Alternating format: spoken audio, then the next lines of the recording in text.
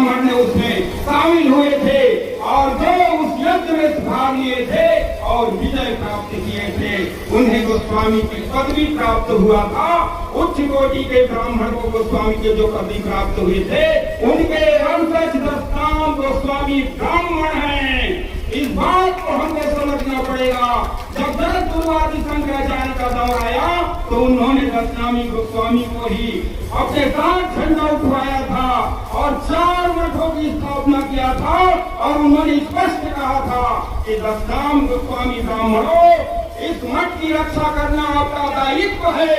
लेकिन मुझे इस बात की दुख है कि जब शंकराचार्य ने स्वयं कहा था ये मठ आपका है, लेकिन ब्रह्मत्व को महत त्यागना, कभी मत त्यागना।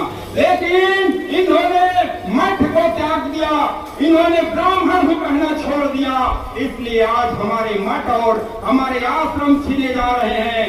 गर्व के साथ कहिए कि हम गोस्वामी ब्राह्मण है।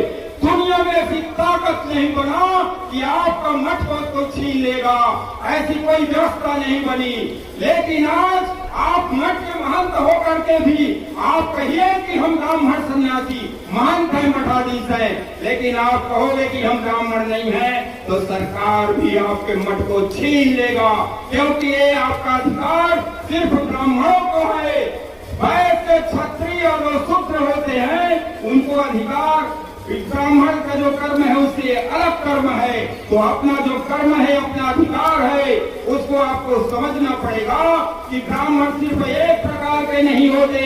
गोस्वामी ब्राह्मण, वैष्णव ब्राह्मण, भूमियार ब्राह्मण, तालुकारी ब्राह्मण, कान्यकुब्ज ब्राह्मण, मैथिली ब्राह्मण, सारस्वत ब्राह्मण और अनेक प्रकार के ब्राह्मण होते हैं।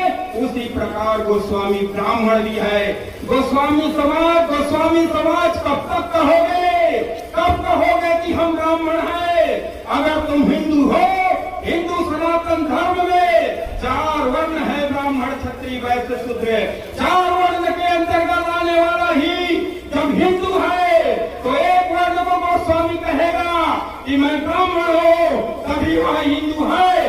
और अगर 4 वर्ण से अलग बताएगा तो गोस्वामी तो गोस्वामी और हिंदू ही नहीं है। ये मेरा दावा है, क्योंकि 4 वर्ण से पंचवर्ण नहीं होता। नकली साधु लोग, नकली महंत लोग हमारे समाज को भटका रहे हैं कि तुम्हारा रुद्र वर्ण होता है, तुम्हारा 4 वर्ण से अलग होता है। वो हमसे शस्त्रार्थ कर ले, 4 वर्ण से पंचवर्ण होगा नहीं। हमने